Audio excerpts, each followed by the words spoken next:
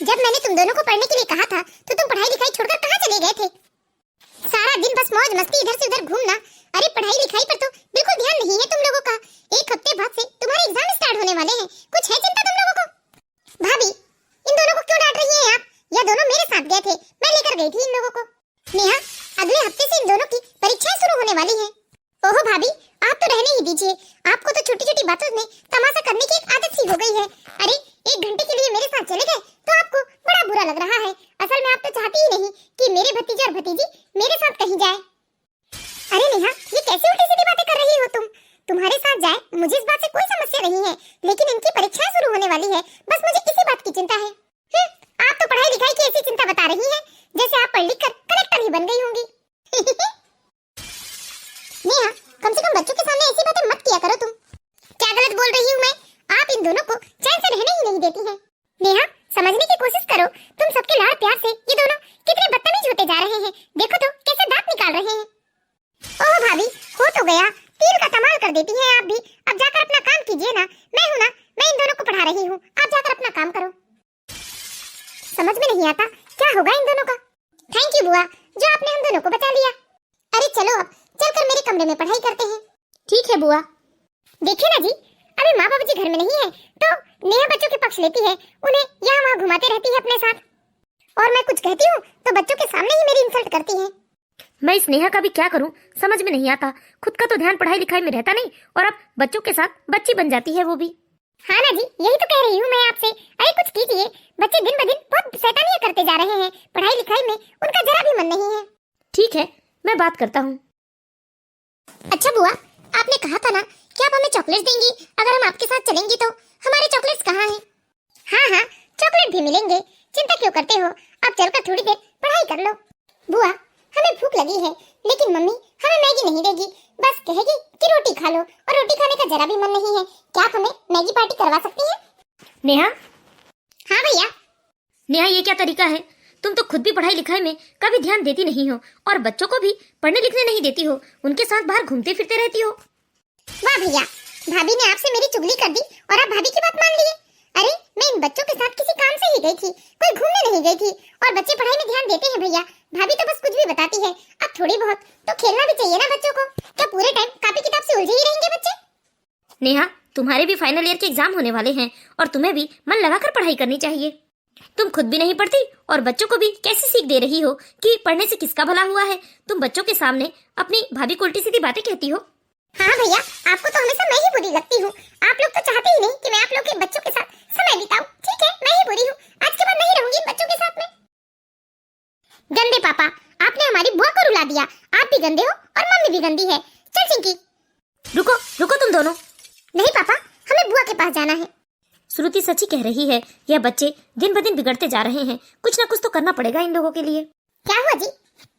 श्रुति सच ही कह रही हो तुम, यह बच्चे ना दिन ब दिन बहुत शैतान होते जा रहे हैं। इन लोगों को हमारी बातों से कोई फर्क नहीं पड़ता।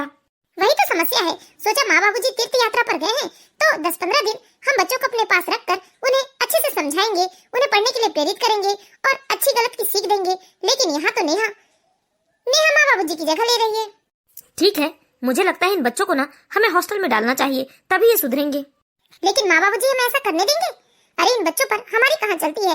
अगर हम किसी बात को लेकर अपने फैसले सुनाएंगे तो माँ बाबूजी खाना पीना छोड़ देंगे या घर से जाने की धमकियां देने लगेंगे। ठीक है श्रुति, कल माँ बाबूजी तो आ ही रहे हैं, मैं उनसे ही बात करता हूँ। ठीक है जी। भाभी को मेरी इंसल्ट बहुत महंगी पड़ेगी।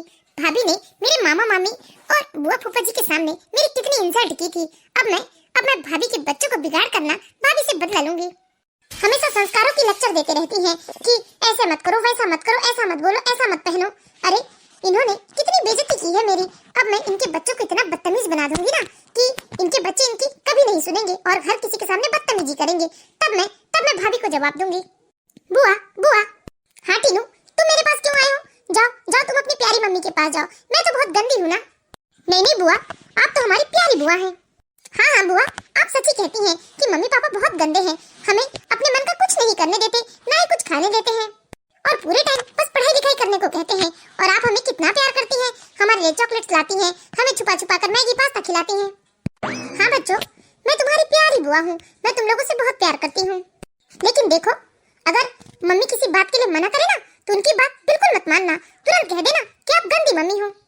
हाँ बुआ, हम तो मम्मी पापा दोनों से कह देते हैं कि वो दोनों बहुत गंदे हैं। अपने बच्चों से वो दोनों बिल्कुल प्यार नहीं करते, लेकिन आप हमसे बहुत प्यार करती हैं। अच्छा बताओ, तुम लोगों को पास्ता खाना था ना? ये हाँ बुआ, हमें पास्ता खाना था। ठीक है, जब मैं कॉलेज से लौट कर आऊंगी ना, तो मैं पास्ता पैक करा कर लाऊंगी, फिर हम लोग हमारे कमरे में बैठकर खूब पार्टी करेंगे। ठीक है बुआ। और सुनो, आज तो तुम्हारे दादा दादी भी आने वाले हैं। अरे वाह बुआ, दादी आएंगी तो मजा ही आ जाएगा। जब दादी रहती है ना, तो मम्मी की भी नहीं चलती और पापा की भी, फिर तो दादी हमें बचा लेती है। ठीक है, अब मुझे कॉलेज जाना है, जाओ तुम लोग भी तैयार हो जाओ। ओके बुआ।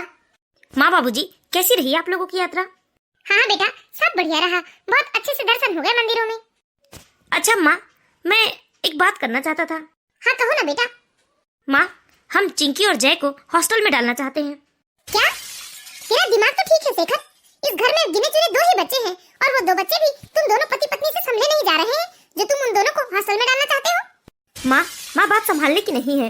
वह दोनों दिन ब दिन बहुत शैतानियां करते जा रहे हैं। स्कूल से कंप्लेन आ रही है, अड़ोस पड़ोस के लोग भी कहते हैं कि दोनों बहुत मुंहफट और बदतमीज हो गए हैं, किसी से बिल्कुल रिस्पेक्ट से बात नहीं करते हैं, और मेरी और श्रुति की तो बात बिल्कुल नहीं मानते हैं।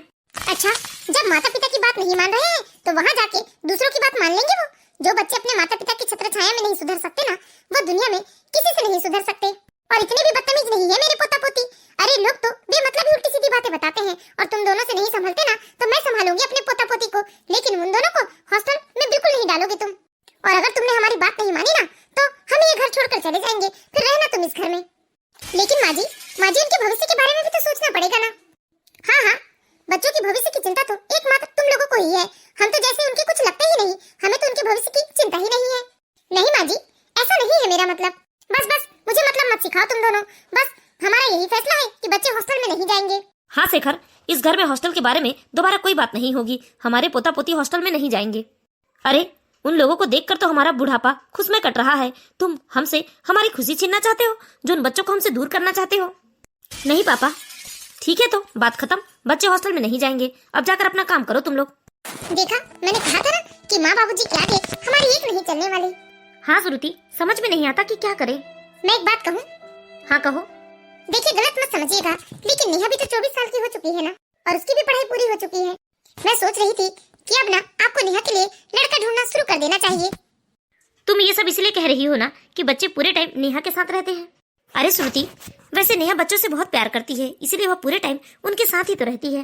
वैसी बात नहीं है जी, लेकिन आज नहीं तो कल नेहा की शादी तो करनी ही होगी ना।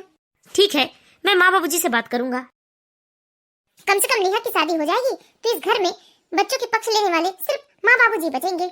फिर कम से कम बच्चे हमारे साथ कुछ समय तो बिताएंगे, और तब मैं बच्चों को अच्छे से समझाऊंगी। अभी तो मैं कुछ बोलती हूँ तो सीधे अपने बुआ के कमरे में जाकर सो जाते हैं। श्रुति को अपने बच्चों की बहुत चिंता हो रही थी, क्योंकि आए दिन अड़ोस पड़ोस के लोग श्रुति से यही कहते कि उनके दोनों बच्चे बहुत बदतमीज हो गए हैं, किसी की बात नहीं मानते और किसी को भी पलटकर जवाब दे देते हैं। अब श्रुति बस यही कोशिश में लगी थी कि किसी भी तरह नेहा की शादी हो जाए और वो अपने ससुराल चली जाए। इसी तरह धीरे धीरे दिन बीत रहे थे। इधर शेखर ने नेहा की शादी के लिए अपने माता पिता से बात छेड़ दी थी, और शेखर के माता पिता को भी यह बात जम गई थी कि अब नेहा की शादी के बारे में सोचना चाहिए। माँ, तुम भी? अरे भैया भाभी के साथ अब तुम भी शामिल हो गई। मुझे नहीं करनी है अभी शादी। अरे बेटा, इतना अच्छा रिश्ता खुद घर चल कर आया है और तू शादी से मना कर रही है। देख बेटा, आज नहीं तो कल तुझे तो शादी करके अपने ससुराल जाना ही होगा ना, और इतना अच्छा रिश्ता है तो मना क्यों कर रही है? क्या ऐसा तो नहीं कि तेरे मन में कोई और है या तू किसी और को पसंद करती है? देख, ऐसी भी कोई बात हो ना बेटा तो तू मुझे बता दे, मैं तेरी माँ हूँ। नहीं माँ, ऐसा वैसा कुछ नहीं है, बस मैं सोच रही थी कि इतनी जल्दी भी क्या है। अरे 24 साल की हो गई हो बेटा तुम, अब छोटी नहीं रही। नहीं दादी, आप बुआ की शादी नहीं करेंगी, बुआ हमें छोड़कर कहीं नहीं जाएंगी। दादी ऐसा मत कीजिए आप। बेटा, आज नहीं तो कल तुम्हारी बुआ को अपने ससुराल जाना ही होगा, और यहाँ मैं तो हूँ ना तुम्हारे साथ। नहीं बुआ, आप हमें छोड़कर कहीं नहीं जाएंगी। एक काम करना, तुम दोनों ना दहेज के तौर पर अपनी बुआ के ससुराल चली जाना। नेहा, कल लड़के वाले आ रहे हैं। पापा, मतलब आप लोग मेरी शादी कराकर ही रहेंगे? नेहा बेटा, ऐसे रिश्ते बार बार नहीं मिलते। इतना अच्छा रिश्ता है कि हमसे मना करते नहीं बन रहा है। लड़के का अपने खुद का इतना लंबा चौड़ा बिजनेस है बेटा। ठीक है पापा। बुआ आप शादी नहीं करेंगी बुआ? अरे तुम दोनों रो मत, मैं हूँ ना तुम्हारे साथ। मैं तुम लोगों को छोड़कर कहीं नहीं जाऊंगी, ठीक है? अब खुश हो जाओ। नेहा अपने माता पिता की की बात मानकर शादी के लिए तैयार हो जाती है और दूसरे दिन नेहा को नेहा के होने वाले सास ससुर और पति देखने आते हैं। सब नेहा को एक ही नजर में पसंद कर लेते हैं। दोनों के माता पिता चाहते थे कि तुषार और नेहा एक दूसरे से अकेले में बात कर ले। नेहा को भी तुषार अच्छा लगा और इतना लंबा चौड़ा बिजनेस सुनकर नेहा भी शादी के लिए खुशी खुशी राजी हो गई थी। जब नेहा और तुषार एकांत में बातचीत कर रहे थे तभी नेहा के दोनों भतीजे और भतीजी जाते हैं और तुषार के बारे में उल्टी सीधी बातें कहने लगते हैं। क्या इस शादी के लिए आप तैयार हैं या मम्मी पापा के कहने से आपने शादी के लिए हाँ कहा है? जय, बुआ इसी लड़के से शादी करेगी, चलो चलकर हम इसे सबक सिखाएं। छी बुआ, ये लड़का तो कितना गंदा दिख रहा है, तुम इससे शादी करोगी? हाँ बुआ, ये लड़का बहुत गंदा है, इसे यहाँ से जाने के लिए कह दो वरना हम इन्हें भगा देंगे यहाँ से। चिंकी, जय चुपचाप अंदर जाओ यहाँ से। नहीं, हम नहीं जाएंगे, पहले आप इसे यहाँ से जाने के लिए कहो। हाँ बुआ, आप इसे जाने के लिए नहीं कहेंगे तो हम इन्हें खींचकर बाहर निकाल देंगे। बच्चों के मुंह से ऐसी उटपटांग बातें सुनकर तुषार हैरान हो जाता है और इधर नेहा खुद इस शर्म से पानी पानी हो जाती है। उसे अपनी गलती का एहसास होता है कि उसने अपने भाभी भैया के बच्चों को इसलिए बदतमीज बनाया था ताकि वो दूसरों के सामने बदतमीजी करे और नेहा अपनी भाभी को नीचा दिखा सके, क्योंकि नेहा की भाभी ने एक बार नेहा को नेहा के मामा मामी और बुआ फूफा जी के सामने बदतमीजी करने के लिए डांटा था। बस नेहा अपनी इंसल्ट का बदला लेने के लिए अपने भाभी के बच्चों को बदतमीज बना रही थी, लेकिन आज नेहा की करनी नेहा पर ही भारी पड़ी थी।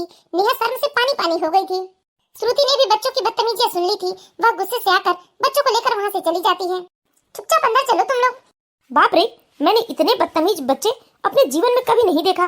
माफ कीजिए, वो बच्चे मुझसे बहुत प्यार करते हैं ना, इसीलिए वो मुझे इस घर से कहीं जाने नहीं देना चाहते हैं, इसलिए ऐसी बातें कर रहे थे वो। लेकिन आपने इतने दिनों तक बच्चों को ये नहीं सिखाया कि बच्चों को बड़ों के सामने कैसे पेश आना चाहिए।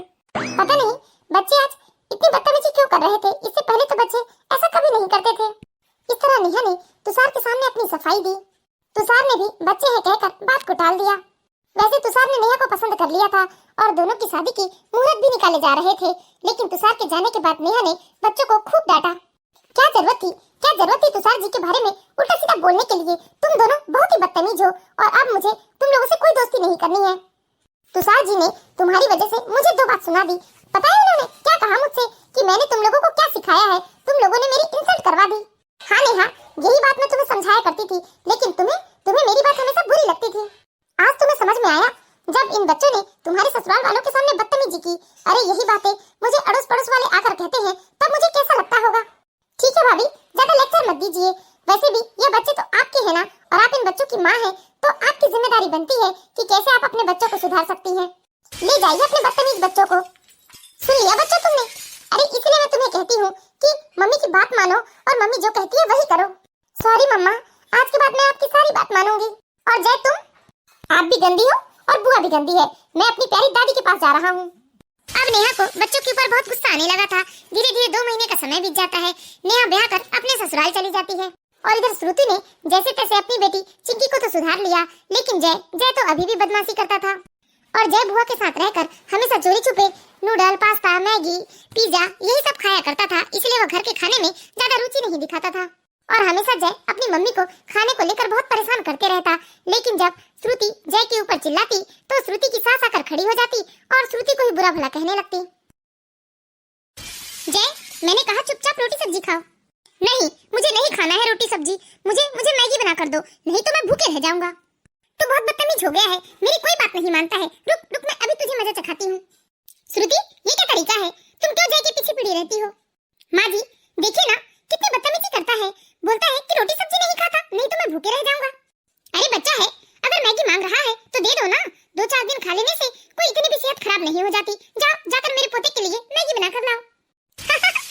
दादी, मेरी प्यारी दादी।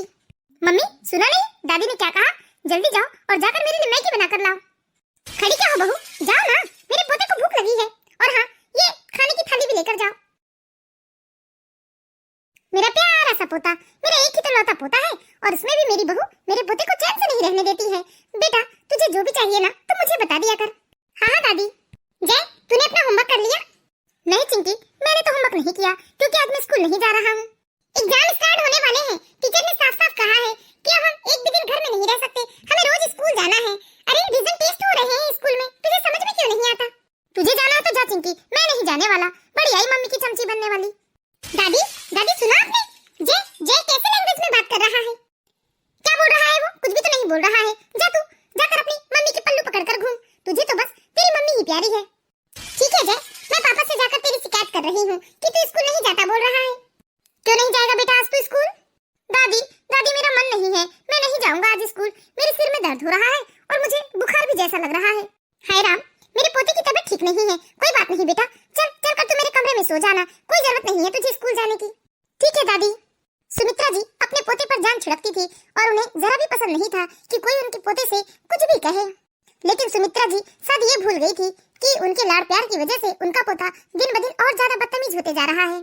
अब तो जय के माता पिता को बस रात दिन जय की ही चिंता सता रही थी, क्योंकि जय अब घर में किसी की बात नहीं मानता था और चाहकर भी जय की मम्मी जय को डांट नहीं सकती थी, क्योंकि सुमित्रा जी आंखें दिखाने लगती थी या फिर कभी खाना नहीं खाने या घर छोड़कर चले जाने की धमकियां देने लगी थी। हे भगवान, क्या करूं इस जय का? बड़ी मुश्किल से मैंने चिंकी को सुधारा है, लेकिन ये जय तो मेरी जरा भी नहीं सुनता। समझ में नहीं आता मैं क्या करूं। अगर मैं इसे कुछ कहने जाती हूं तो माँ जी बीच में आ जाती है और मैं अगर इसे कुछ कहूं तो माँ जी नाराज हो जाती है, मुझे उल्टा सीधा सुनाने लगती है। श्रुति, अरे दीदी आप बड़े दिनों बाद आई हैं। श्रुति, क्या सारा दिन तू घर के काम ही करते रहती है, बच्चों पर ध्यान नहीं देती? अरे दीदी ऐसा क्यों बोल रहे हैं आप? सारे मोहल्ले में सिर्फ जय की ही चर्चा होती है, सब जय के बारे में कितना उल्टा सीधा बोल रहे हैं। कभी जय किसी के गार्डन में जाकर गमले तोड़ देता तो कभी बॉल मारकर किसी की खिड़की तोड़ देता है। कल मेरी बेटी मेरे घर के सामने साइकिल सीख रही थी, लेकिन तभी जय आकर उसे जोर से धक्का दे दिया, जिससे रिया का बैलेंस बिगड़ गया और रिया धड़ाम से जमीन पर गिर पड़ी। उसे 2-4 जगह चोटें आई हैं। क्या? हाँ श्रुति, इसलिए तो आई हूँ। अरे इसे समझाओ जरा, सारा मोहल्ला उससे परेशान है। कोई कुछ कहने जाता है तो तू तड़ाक के बदतमीजियों पर उतर जाता है वो। और रिया बता रही थी कि स्कूल में भी टीचर्स उससे बहुत परेशान है। सच में दीदी, मैं जय को लेकर बहुत परेशान हूँ। मुझे समझ में नहीं आता मैं क्या करूँ। अगर मैं जय से कुछ कहने जाती हूँ तो जय की दादी सामने खड़ी हो जाती है और मुझे जय को कुछ कहने ही नहीं देती और फिर मैं चुप हो जाती हूँ। तब जय मुझे चिढ़ाता है। न जय अपने पापा की बात मानता है और न ही मेरी बात मानता है। लेकिन ऐसे कैसे चलेगा श्रुति? दादा दादी का क्या है, वो आज है कल नहीं है, लेकिन बाद में तुम्हें ही तो झेलना है ना सब कुछ। और यही यदि तुम बचपने में उसे नहीं सुधार पाई ना, तो फिर बड़े में भी उससे सुधरने की उम्मीद मत करना, क्योंकि बचपने में वो जैसा रहेगा बड़े होकर भी वो वैसा ही रहेगा। हाँ ना दीदी, मेरी कोई बात नहीं मानता, खाने में भी इतना नाटक करता है। रोज उसे मैगी पास्ता नूडल चाहिए, रोटी सब्जी तो हाथ नहीं लगाता। और फिर भी माँ जी मुझे कहती है कि मैं उसे बेकार में ही डांटते रहती हूँ। देखो श्रुति, आज जय की ऐसी हरकतों से कोई उसके दादा दादी से तो कुछ नहीं कह रहा है ना। अरे जो भी कह रहा है वह माता पिता से ही तो कह रहा है। इसलिए यह तुम लोगों की जिम्मेदारी बनती है कि तुम्हें जय को कैसे ठीक करना है। चल ठीक है, मैं जा रही हूँ, बस मुझे यही बात बतानी थी तुझे। सॉरी दीदी, जय की तरफ से मैं आपसे माफी मांगती हूँ। और बुढ़िया को ज्यादा गहरी चोट तो नहीं आई है ना? नहीं, चोट तो मामूली है। ठीक है दीदी। छोड़ो मम्मी, छोड़ो मुझे दर्द हो रहा है मम्मी। दादी दादी मुझे बचाओ दादी, वरना मम्मी मेरी जान ले लेगी। तेरी बदतमीजी दिन ब दिन बढ़ती ही जा रही है। तूने कल रिया को साइकिल से धक्का दिया? नहीं मम्मी रिया झूठ बोल रही होगी। मैंने कोई धक्का नहीं दिया। रिया की मम्मी आई थी, मुझे उन्होंने बताया। और रिया की मम्मी झूठ नहीं बोल सकती, तुमने जरूर उसे धक्का दिया होगा। अगर उसे कोई गहरी चोट लग जाती तो? मम्मी पहले छोड़ो मुझे, मेरे कान में दर्द हो रहा है मम्मी। नहीं छोड़ूंगी। ये बता कि तू ये शैतानियां करना कब छोड़ेगा? तूने मेरे नाक में दम कर दिया है। पापा मुझे बचाओ पापा, ये मम्मी मुझे मार डालेगी। तुम्हें थोड़ी पनिशमेंट तो मिलनी ही चाहिए, तुम दिन ब दिन बहुत बदतमीज होते जा रहे हो। हाय राम, मार डाला मेरे पोते को मार डाला इसने। हाय राम, तुम इसकी माँ हो या दुश्मन? छोड़ो मेरे पोते को छोड़ो। दादी मुझे बचाओ दादी मेरे कान में दर्द हो रहा है दादी। ये क्या तरीका है? बच्चों के साथ ऐसा करते हैं क्या? अरे क्यों मार रही हो तुम मेरे पोते को? माँ जी, कल इसने रिया को साइकिल से धक्का दे दिया। रिया को इसकी वजह से 3-4 जगह चोटें आई है। अरे वो रिया झूठी और रिया की माँ भी झूठी। मेरा पोता ऐसा नहीं करता, वह लोग सब जलते हैं मेरे पोते से। नहीं माँ, ऐसा करके आप जय की हरकतों को और बढ़ावा दे रही हैं। मुझे भी इसकी स्कूल से कितने कंप्लेन आ रहे हैं, आप समझते क्यों नहीं माँ? तुम तो ऐसा बता रहे हो जैसे मैं इसकी दुश्मन हूँ।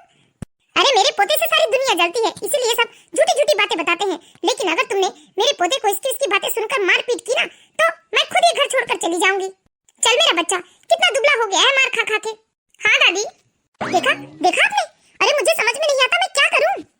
देखिए, मैं माँ बाबूजी के रहते ना जय को नहीं सुधार सकती। मैं हार चुकी हूँ, अब जो करना है आपको करना है। हाँ, कुछ तो करना ही पड़ेगा। माँ जय ने मेरी ड्राइंग उठाकर पानी में डाल दिया। बेटा रो मत, तुम तो जानती हो ना अपने भाई के स्वभाव को। तुम अपनी चीजें ना उससे दूर ही रखना बेटा। ठीक है पापा। श्रुति और शेखर जय के बिगड़ते व्यवहार को लेकर बहुत ज्यादा परेशान हो जाते हैं। श्रुति और शेखर चाहकर भी जय को सुधार नहीं पा रहे थे, क्योंकि जय की दादी जय को कुछ कहने ही नहीं देती थी और जय गलतियां कर अपनी दादी के पीछे चला जाता था, जिसके सामने से कोई भी जय को कुछ रह पाता था। जय, जाकर पढ़ाई करो, 1 घंटे से मोबाइल में लगे हो तुम। उठो उठो जल्दी, चलो मैं तुम्हें पढ़ाऊंगी। बहू, थोड़ी देर बच्चे को शांति से खेल तो लेने दो। अरे मैंने अपना मोबाइल दिया है, वो भी थोड़ी देर के लिए, थोड़ी देर चलाने दो उसे मोबाइल। माँ जी, 1 घंटे हो गए उसे, थोड़ी देर से नहीं चला रहा है वो। अरे बहू, बच्चा है, खेल लेने दो ना थोड़ी देर। मम्मा, मम्मा मुझे भूख लगी, जल्दी से मुझे पास्ता बना कर दे दो। आज मैंने तुम लोगों के लिए पुलाव बनाया है ना, चलो चलकर पुलाव खा लो। नहीं खाना है मुझे पुलाव, मैं भूखे ही रह जाऊंगा। माँ जी देखो, जय ने आपका मोबाइल जमीन पर पटक दिया। अरे मोबाइल नहीं पटकेगा तो क्या करेगा, तुम उसे कितना गुस्सा दिलाती हो। बेचारा भूखा है सुबह से, ऐसा नहीं कि उसकी पसंद का कुछ बना कर दे दो। बस बच्चे पे अपनी ही मर्जी चलाती हो। कर दिया ना बच्चे को नाराज। अरे तुमने ही ना जय को चिड़चिड़ा बना दिया है। बहू, बच्चों को इतना परेशान नहीं करते। पापा जी, लेकिन कुछ नहीं, जाकर उसकी पसंद का कुछ बनाओ।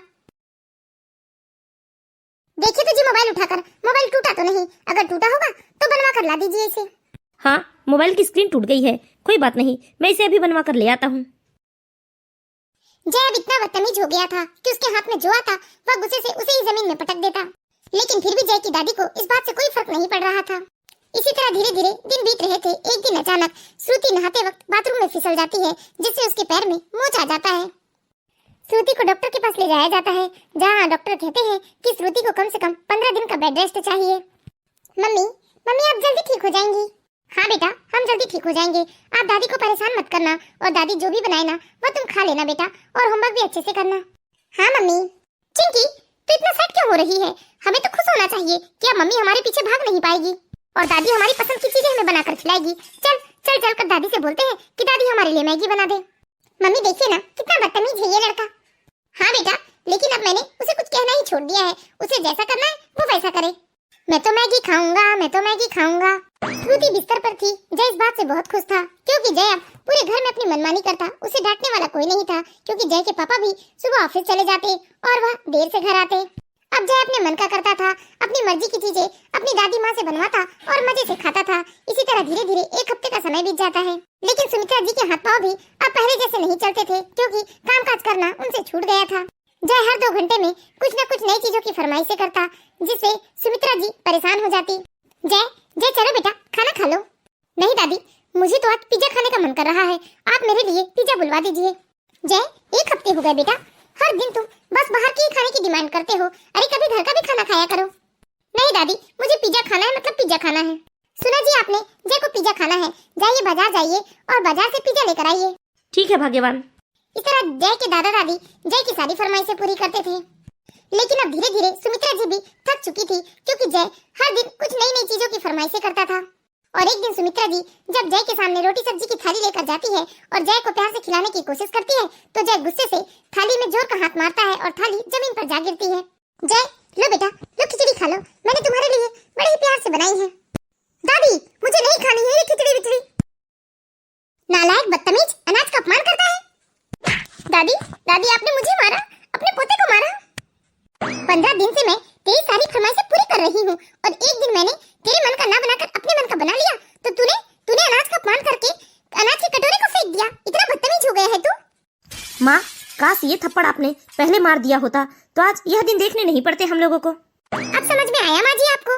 आप तो 15 दिन में ही इतनी परेशान हो गई कि आपने जय के ऊपर हाथ उठा दिया, और मैं पिछले 8 सालों से इसकी सारी बदतमीजियां बर्दाश्त कर रही हूँ। मेरे अंदर क्या आता होगा?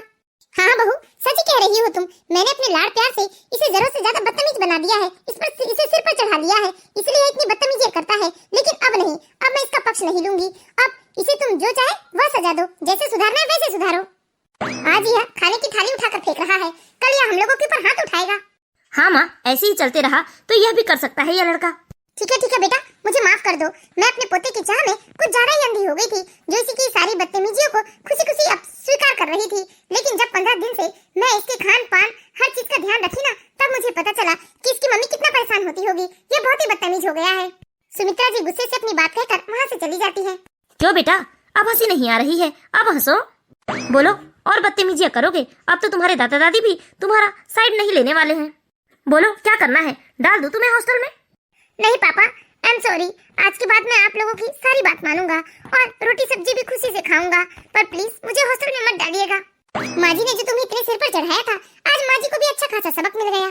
हाँ श्रुति, अब उम्मीद है जय हमारी सारी बातें मानेगा। हाँ जी, क्यों नहीं मानेगा? क्यों जय, मम्मी पापा की बात मानोगे ना? हाँ मम्मी, हाँ पापा। दोस्तों, कभी कभी बच्चे जरूरत से ज्यादा लाड़ प्यार के आदी हो जाते हैं और वह फिर अपनी मनमानी करते हैं। धीरे धीरे उनकी मनमानियाँ बदतमीजी में और बाद में यही बदतमीजी अपराध में बदल जाता है। तो दोस्तों, अपने बच्चों को उतना ही लाड़ प्यार करें जितनी की उन्हें आवश्यकता हो। तो हम आशा करते हैं दोस्तों आप लोगों को यह कहानी जरूर पसंद आई होगी। ये कहानी अच्छी लगी हो तो प्लीज इस वीडियो को लाइक कीजिए और इसी तरह की मोरल स्टोरीज देखते रहने के लिए हमारे चैनल को सब्सक्राइब करें।